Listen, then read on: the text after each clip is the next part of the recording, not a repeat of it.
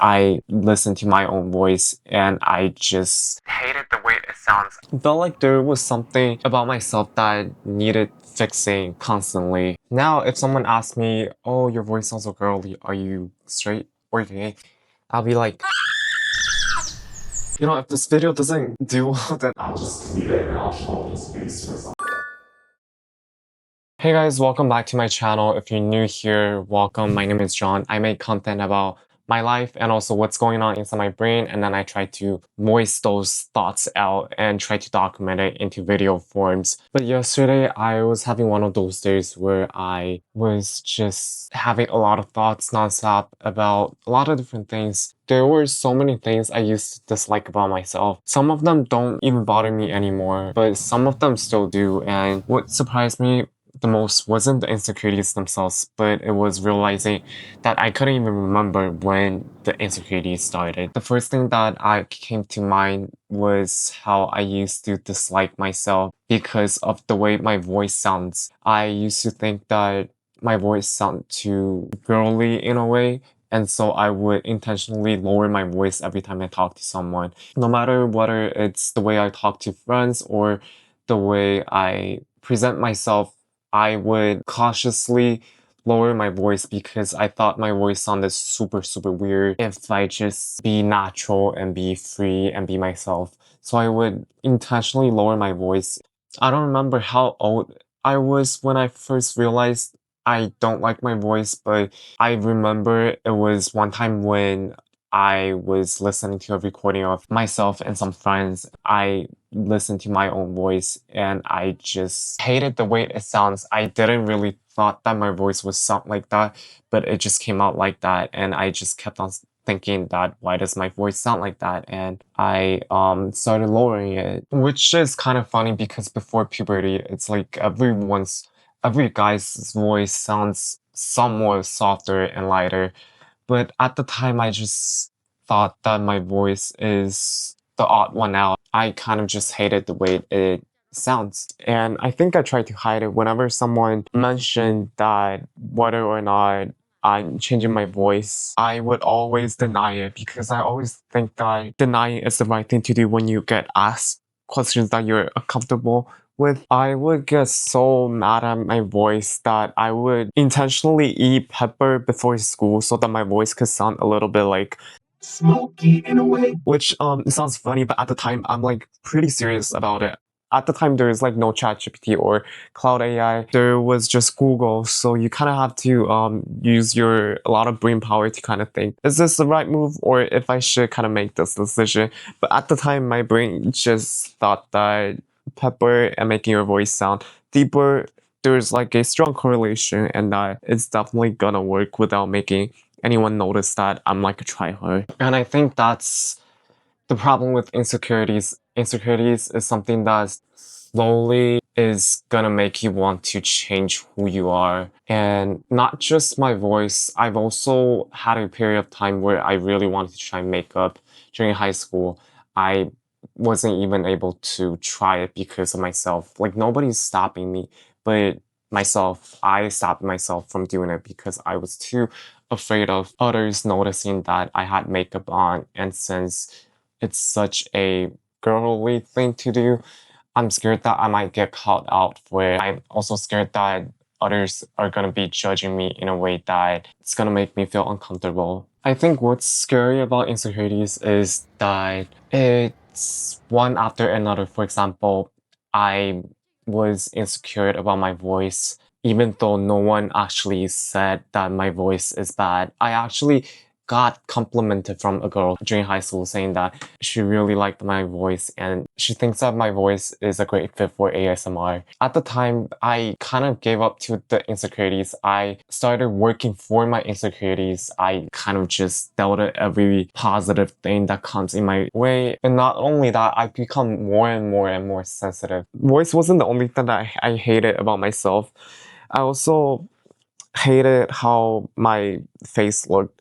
I hated how my skin looks. For example, growing up, I've never had the perfect skin. My skin would always have acne, and I still have acne now, but it's a lot worse in high school. Back then, I'm more conscious of it. I would try everything, and by everything, I mean like everything I could search for, like niacinamide, at the time there was also Curology. I would try everything. I would even stop eating sugar and everything to stop my face from getting acne. And at the time, I think having acne also brought down my self-esteem a lot. And not just acne, I've also been insecure about my height as well. I'm like 5'7". It's a little below average. I'm not 100% sure what the average is, but 5'7" is considered short for men. But it's like a never-ending curse in a way. I was also insecure about my sexuality. I got asked by a lot of people during high school at the time that whether or not I'm straight. And I feel like hearing those questions alone caused me anxieties a lot at the time.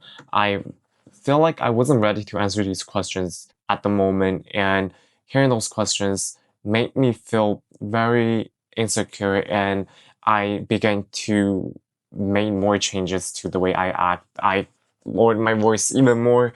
I avoided makeup. I avoided any makeup videos as well, even when I'm not at school. It's just those little things that make me doubt myself. I feel like there's always something that I wanted to change. But I also believe that deep down, I feel like changing those things aren't actually what I wanted. Looking back now, what's crazy is that I don't even remember like when I actually wanted to change my voice. It kind of just happened naturally. And then when the insecurity get to me, I kind of just feel like, oh, this is what I needed to do at the time. And then it just kept happening. It's like following a mission, sort of. I just started lowering my voice automatically the next day. I felt like there was something about myself that needed fixing constantly. And the weirdest part is not that I have those insecurities, but those insecurities started affecting how I interact with people. I remember in high school, there was this girl, she was actually pretty nice, but we were just introducing each other, just talking and then having a great time until she suddenly goes, "Can I ask you something?" And then like right off the bat, I kind of already knew what she was gonna ask, but I said, "What is it?" And then she said, "Oh, are you straight?" And for me, I'm the type of person that whenever I get confronted, I would always answer no. I would like deny to answer the question, but at the time I answered no, and then I kind of just ran away. And I still remember it was really, really sad. But looking back, I don't think she did anything wrong. I would ask about my friend's sexuality as well. And for the longest time, I thought that's just the way it's gonna be. That's how I'm gonna react whenever I get into a tough situation that I don't want to face. Until one day I decided that I'm gonna like come out, like not crazy, like, oh, I'm gonna do a party about it, but then just casually, like, I began telling one of my friends that, oh, I'm not straight. The response I got, if I remember clearly, it wasn't like a response of anything serious. It was just, oh, okay. Like, simple as that. I spent years expecting the worst thing to happen. I was expecting them to be like, oh, we can be friends. Like, obviously not that extreme, but I was expecting something similar to that. Like, oh, we can be friends, or oh, like you're such a weirdo. Those type of reactions. But when I started showing me unfiltered to others, it felt like nothing really changed in the way they react. Everything is sort of still normal. For a really long time, I've been trying to become the person who people wouldn't have questions on.